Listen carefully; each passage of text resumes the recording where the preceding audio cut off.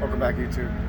So today we're gonna do a tour of my Western Star 4900 FA.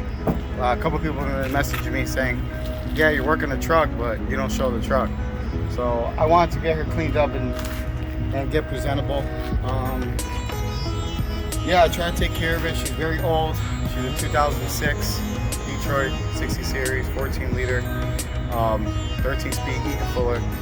She's an old girl, but she's modified. She looks good for her age. One day we'll be able to, on the channel, we're gonna paint it, and we're gonna paint that. We're gonna paint my trailer as well. So we want to get matching colors going on here, so people know that this trailer belongs to this truck. So yeah, let's check it out. Let's start with the motor first.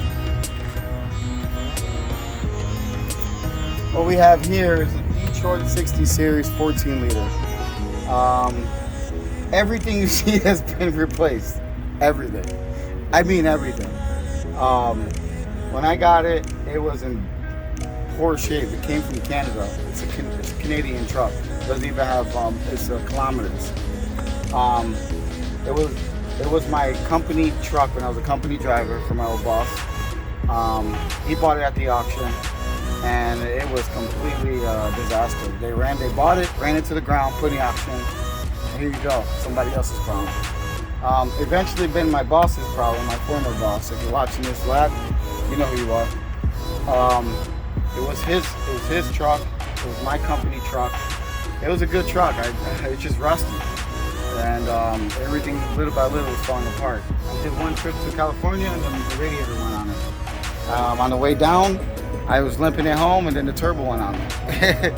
And then after we got that, we got all that fixed, and then we had fuel problems because it's been sitting for God knows how long, and it had black algae in it. So we kind of fixed that problem at the time, and then turned out to be more than just fuel. And when I purchased it, it was sitting for 2 years. By the time I got it and fixed everything that I did on it, I changed every sensor, I changed the starter, I changed shocks, I changed I added a secondary fuel filter because this one kept plugging up. It kept plugging up with black algae. Turned out I had to change the fuel tanks. Long story short, small problems can relate to big problems. So the fuel tank, these I wish I swapped out. These fuel tanks I changed them. And I had to paint them. They're used fuel tanks, couldn't find any new fuel tanks. Nobody has parts apparently. So I brought it to a shop. They destroyed the truck. They cut the tanks on my old tanks and cleaned it and welded it back without telling me, and completely destroyed my fuel system. When I got it, $7,000 later, I got it out the shop. I drove 100 miles and broke down instantly, like no fuel. Checked the fuel filter, metal shavings in there. It went through the fuel lines, the check valves, everything, injectors, everything, just destroyed everything. So I fixed it myself. Unfortunately, I wasn't documenting anything. I wish I would, because it was a lot of work. I should have documented it, but from this point on, we're gonna document everything else. But yeah, I got it running. I changed the injectors, injector cups. I got it tuned. I had to make custom fuel lines. It was a complete disaster. But yeah, anyway, getting off topic here. Yeah, we changed the clutch fan. We changed the fuel pump, transfer pump. We changed all the sensors, boost sensor. We changed all the sensors here. We changed, what else we changed? Oh, this pipe, we changed that pipe, is known to rust out for Detroit. We changed the air solenoid for the clutch fan up there. We changed this bracket. These are known on the Western Stars to crack. So this bracket looked fine, but when I was on a creeper, because I get on a creeper a lot, I went underneath and this was cracked under here. So that's something you might want to look out for. They're aluminum, they're not metal. So they tend to crack and you can't weld it, so gotta change it. All right, let's come to the other side.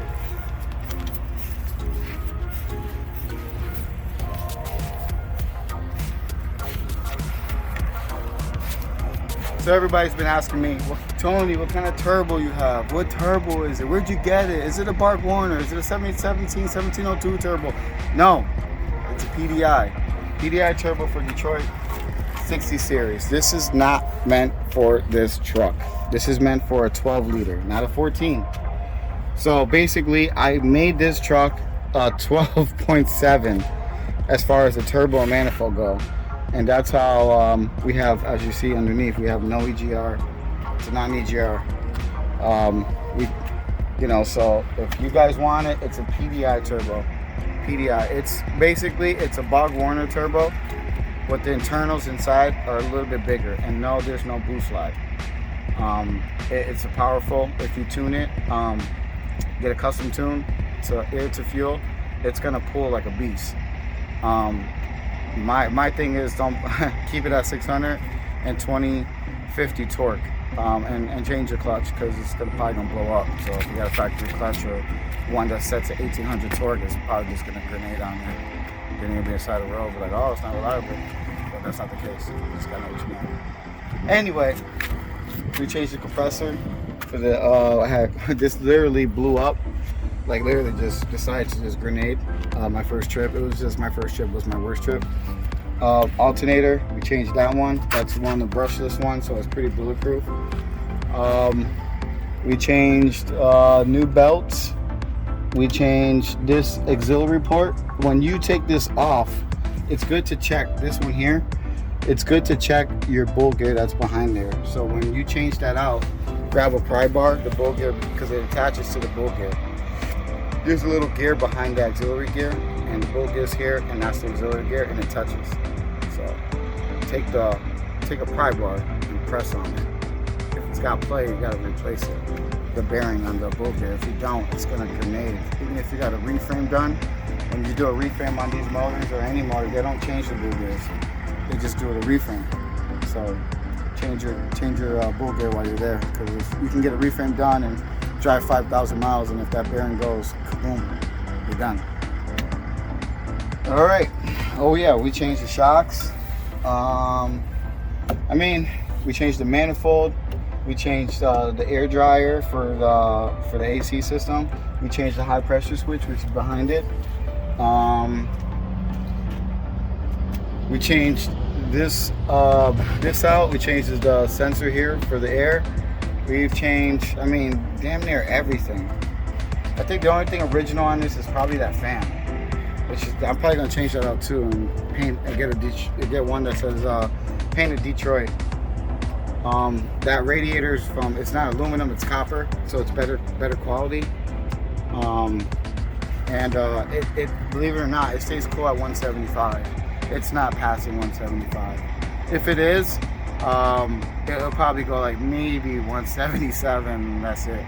And just go down. It has to be really, really hot outside for it to pass that. It stays really cool, so I really like that. All right, let's check out the inside. Welcome back, MTV Cribs. No, I'm kidding. Welcome back. So here's the side of my truck. This was originally a one bunk truck. Like, I only had one bunk. I literally, me and my old boss, we made this top bunk out of wood, and it's solid. There's plenty of room. There's AC up here. There's AC down here. The control units are over here. Let me turn on this light for you so you can see.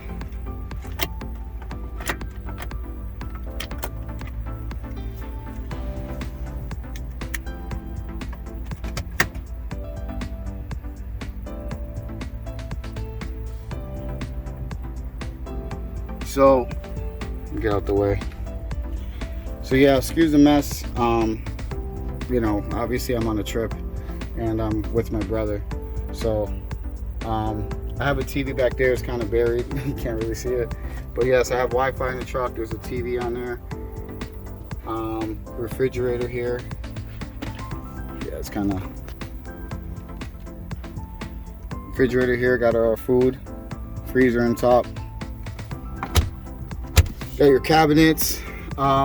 These seats are Boss trim, original fat seats. I should have made a video, but I didn't want to buy new seats. I want to change the skins out in the future.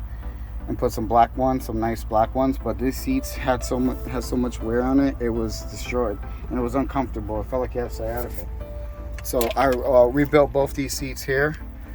I've put the long extension on my shifter. For me, it's comfortable. Some people say you have an ego problem if you put this, but I truly enjoy this. I don't know. Since I graduated from Prime, it was my dream to put this on here and have my own truck, and I really enjoy this. We obviously swapped to the LEDs. Yeah, so this is the tour of my truck.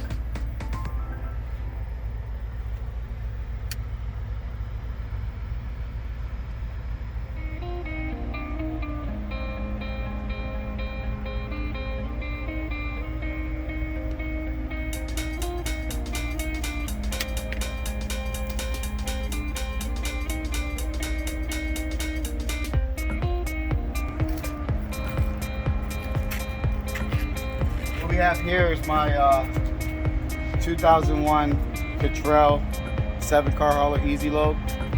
So as you can guess, I'm a car hauler. This one needs a little bit of love. She's a little bit rusty. I gotta do some welding on it. It's not like crazy bad shape. She gets the job done. I'm hoping by the summer, this is gonna be another video of rebuilding this guy, which is a phenomenal trailer actually. They're pretty durable. They just rust from being exposed to the weather. I'm gonna change out these racks, get new ones. This is all gonna be tinted.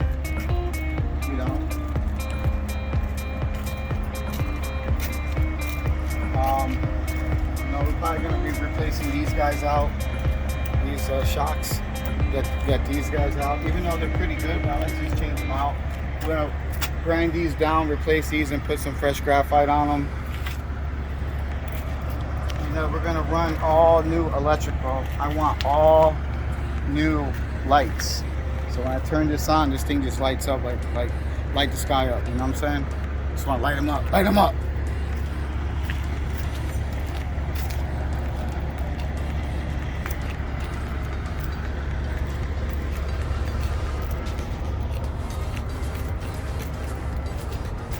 We're gonna grind all this down, paint all this. That's gonna look like it's brand new. We're gonna put a new gauge here. This is from the factory. It's broken, obviously, you can tell, but this will determine our weight, so we'll never have to really scale that much once we get one and it's accurate. These right here are the levels. So this one controls the tail on the bottom. This one controls the tail on the top. And this one controls the middle one over here.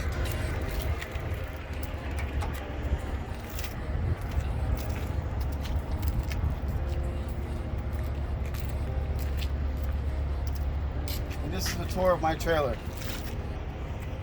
Please like, share, subscribe. I got a lot more content coming up. Out.